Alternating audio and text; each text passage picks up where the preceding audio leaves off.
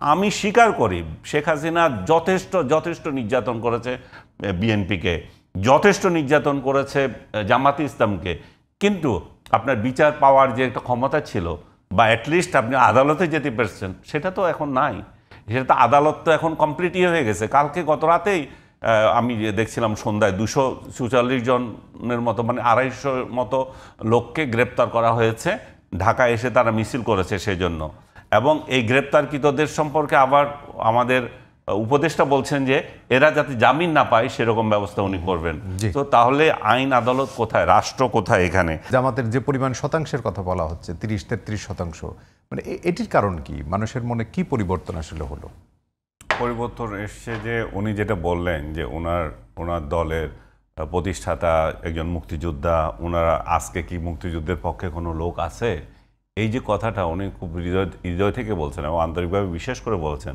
কিন্তু এই বাস্তবতা আবার উনি দেখছেন না যে আজকে 5 আগস্টের পর থেকে মুক্তিযুদ্ধকে এবং মুক্তিযোদ্ধাদের যেভাবে অপমান করছে, মুক্তিযুদ্ধের সর্বাধিনায়ক বলবো না, মুক্তিযুদ্ধের যিনি স্বপ্নদ্রষ্টা, এই দেশটা যিনি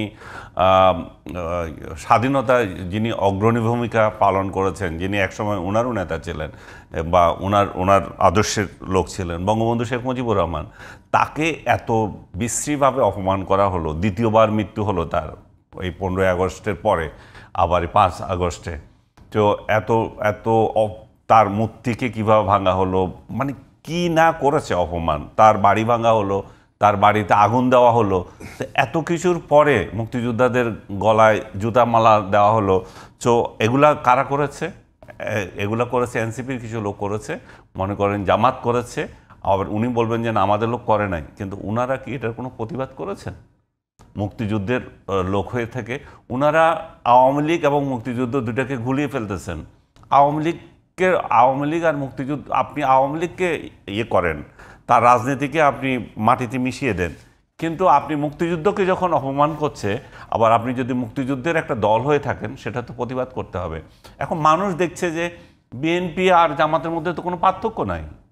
জামাত যদি শুধু বলে যে আমরা মুক্তিযুদ্ধের সময় 71 সালে যা অপকর্ম করেছিলাম তার জন্য ক্ষমা প্রার্থী, এবং মাঝে মাঝে একটুখানি মুখ দিয়ে বলতে চায়ও, কিন্তু সেই চাওয়াতে হবে না, তারা আনুষ্ঠানিকভাবে তাদের দলীয় সিদ্ধান্ত নিয়ে করতে হবে। এবং শোনা যায় যে সেরকম পরিকল্পনাও তাদের সামনের দিকে থাকলে, যদি থাকুক, তাহলে তো ওনাদের সাথে তো জামাতের আর কোনো পার্থক্যই থাকবে না।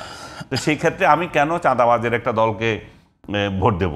আমি তো যারা সৎ নেতৃত্বের কথা বলে তাদেরকে ভোট দেব, যারা আমাকে সুখে দুঃখে একটু দেখবে তাদেরকে ভোট দেব। উনি এবং এনসিপির, আমি ওনার কথা এই জন্য বলছি যে ওনার দল এবং এনসিপি বারবার এই কথাটা বলে, জামাতও বলে এটা, যে ওবায়দুল কাদের বলেছিল 10 লক্ষ লোক মারা যাবে, তোফায়েল নাকি এরকম কিছু বলেছিল। কই 10 লক্ষ তো মারা যায় না, তার মানে সংখ্যাটা 10 লক্ষ হয় নাই মৃত্যুর। এই জন্য ওনাদের এখন আফসোস রয়ে গেছে। আমি কালকে আওয়ামী লীগের একটা ইয়ে থেকে দেখলাম মোর দেন 56 অর মানে তাদের নেতাকর্মীদেরকে হত্যা করেছে যে 5 আগস্টের পর থেকে। এটা আপনি দেখেছেন কিনা জানি না, একটা তালিকা তারা বের করেছে। এই তালিকাতে তাদের একদম নাম, গ্রাম, তার ঠিকানা, কোন ইভেন্টে তাকে হত্যা করা হয়েছে সব আছে। 100 না, 100 নিচে এই সংখ্যাটা। তাহলে ওনারা এই 100 হলো কেন? সেটা 10 লক্ষ হওয়া উচিত ছিল। সেই জন্য ওনাদের আফসোস যে 10 লক্ষ তো হয় নাই। হ্যাঁ, তো এটা নিয়ে এত আফসোস করার কিছু নয়। উনি ডিসপ্লেস বলে একটা কথা আছে, রিফিউজি, একটা 2 ধরনের আছে, রিফিউজি আর একটা হচ্ছে বাস্তুচ্যুত হওয়া। আপনি বাস্তুচ্যুত হওয়া মানে হচ্ছে রিফিউজি না। রিফিউজি হচ্ছে আপনি আপনার বাসস্থানই নাই। আরেকটা হচ্ছে যে আপনার বাসস্থান আছে কিন্তু আপনি সেখানে থাকতে পাচ্ছেন না, ডিসপ্লেস হয়ে আপনি অন্য জায়গায় গেছেন। আজকে বাংলাদেশ আওয়ামী লীগের কমপক্ষে 2 কোটি লোক বাস্তুচ্যুত অবস্থায় আছে। তারা নিজের বাড়িতে থাকতে পারছে না, তারা নিজের বাড়িতে শান্তিতে ঘুমাতে পারছে না, নিজের মা বাবাকে দেখতে পাচ্ছে না। যখন তারা দেখতে যাচ্ছে তখন তাদেরকে হত্যা করা হচ্ছে, তাদের বিরুদ্ধে ভুয়া মামলা দিয়ে রাখছে, এবং এই ভুয়া মামলা যতগুলো আছে এই ভুয়া মামলা 100 ভাগ লোক বলবো না, 90 ভাগ বিএনপি লোকরা করেছে। তাহলে আপনি যে এরকম একটা পরিস্থিতি তৈরি করে দিয়েছেন, তখন যে আপনি বলেন না আমরা তো ওদের মতো করি নাই, আপনি কম করেছেন কোথায়? ওরা তো আপনাকে ঘরে থাকতে দিয়েছে, আপনাকে জেলে দিয়েছিল, আপনি তাদেরকে জেলে দেন। আপনি তো জেলে দিয়েও শান্তি পাচ্ছেন না। জেলে যখন যাচ্ছে, হাবিবে নিজে বলো কতবার উনি পেয়েছেন, জামিন পেয়েছেন, জামিনে কি ধরনের বাধা হয়েছে আমি তো দেখি না। এখন তো আপনি আসামি হয়ে যখন আপনি কোর্টে যাচ্ছেন তখন আপনার উকিলকে মারতেছে, আপনার উকিলও পাচ্ছেন না, আপনি উকিল যারা আসতেছে তাদেরকে ডিম মারতেছে। আসামি হয়ে আপনি গেলেন, হেলমেট লাগিয়ে আপনাকে রাখতেছে, আপনাকে আঘাত করতেছে। এই পরিস্থিতিগুলো কি আসছিল শেখ হাসিনার আমলে? আমি স্বীকার করি শেখ হাসিনা যথেষ্ট নির্যাতন করেছে বিএনপিকে, যথেষ্ট নির্যাতন করেছে জামাতে ইসলামকে, কিন্তু আপনার বিচার পাওয়ার যে একটা ক্ষমতা ছিল বা অ্যাটলিস্ট আপনি আদালতে যেতে পারছেন সেটা তো এখন নাই। সেটা তো আদালত তো এখন কমপ্লিটই হয়ে গেছে। কালকে গত রাতেই আমি দেখছিলাম সন্ধ্যায় 244 জনের মতো, মানে 250 মতো লোককে গ্রেপ্তার করা হয়েছে। ঢাকা এসে তারা মিছিল করেছে সেজন্য। এবং এই গ্রেপ্তারকৃতদের সম্পর্কে আবার আমাদের উপদেষ্টা বলছেন যে এরা যাতে জামিন না পায় সেরকম ব্যবস্থা উনি করবেন। তো তাহলে আইন আদালত কোথায়, রাষ্ট্র কোথায় এখানে? আর আপনি আরেকটা কথা বলছেন যে ইয়ের কথা, যে চাঁদাবাজি, যে অভিযোগটা আমি এটা খণ্ডন করেছি। চাঁদাবাজি আসলে ওনার লোকরা করছে, কিন্তু সেটা অতিরিক্ত। চাঁদাবাজির একটা ইয়ে আছে, চাঁদার একটা কোটা আছে। এখন কোটা ছাড়া হয়ে গেছে। শুধু তো ওনাদের দলে না, জামাত ইসলামও যাচ্ছে, এনসিপিও যাচ্ছে। এত কোটা তো আর যে দিবে সে তার কাছে তো এত কোটা নাই। আবার ওনার দলের 3 গ্রুপ যাচ্ছে, এটাই হচ্ছে সমস্যা। চাঁদাবাজি কোনো সমস্যা না, চাঁদাবাজি ইহকাল থেকে হয়েছে। আওয়ামী লীগের আমলে ছিল যে আমরাই চাঁদা খাবো, তোরা আর কেউ নাই এখানে। এখন তো সবাই চাঁদাবাজ। তো এখন মানুষ তো দিশেহারা হয়ে গেছে। এই জন্য এই অবস্থা থেকে উত্তরণ দরকার। আর আরেকটা বিষয়, আপনি জরিপের কথা বলতেছিলেন, বারবার ওনাকে জিজ্ঞেস করছিলেন যে 78% লোক সমর্থন করে। যে প্রতিষ্ঠানে এই জরিপটা করেছে তারা তো এই জরিপটা করেছে, আপনারা এটা বলেন না কেন? সেখানে তো বলা হয়েছে, আমি যদিও এইসব জরিপ বিশ্বাস করি না, এগুলো নানান রকম গ্রাউন্ড আছে, সব ধান্দাবাজি প্রতিষ্ঠান এগুলা। ওই ধান্দাবাজি প্রতিষ্ঠান আবার এটাও করেছে 45% লোক চায় যে আওয়ামী লীগ ছাড়া যে নির্বাচন হবে সেটা একটা গ্রহণযোগ্য নির্বাচন হবে না। তার মানে কি 45% লোককে তো আপনি বঞ্চিত করছেন, নির্বাচন করতে যাচ্ছেন, এবং 45% লোককে বঞ্চিত করে আপনি যে নির্বাচন করবেন সেটা কতটুকু গ্রহণযোগ্য হবে? আপনি যে বারবার বলছেন নির্বাচন দেওয়া নিয়ে, নির্বাচন এই সরকার দেবে কিনা, নির্বাচন এই সরকারের দেওয়ার নিয়ত আছে, কিন্তু এই সরকার যে নির্বাচন করতে যাচ্ছে সেটা যে একটা ভয়াবহ দুর্যোগপূর্ণ, এটা কি বলবেন আপনি, ভায়োলেন্সপূর্ণ একটা নির্বাচন হবে তাতে সন্দেহ নেই। আর এবং এই সরকার এই নির্বাচন করতে পারবে কিনা সেটারও সন্দেহ আছে। আমরা শেষ করতে চাই। আমি একটু প্রিয় এই নির্বাচন দিয়ে আমরা শেষ করতে দর্শক শ্রোতারা, আমি আমার প্রিয় সাংবাদিক আনিস আলমগীর একটা হাততালি দিই। মনে করে দিতে চাই, আনিস আলমগীর ভাই চিরাঙ্গা মৃত্যু হত্যাকে কেন্দ্র করে এসপির বউ বাবুল তার বউকে হত্যা করলো।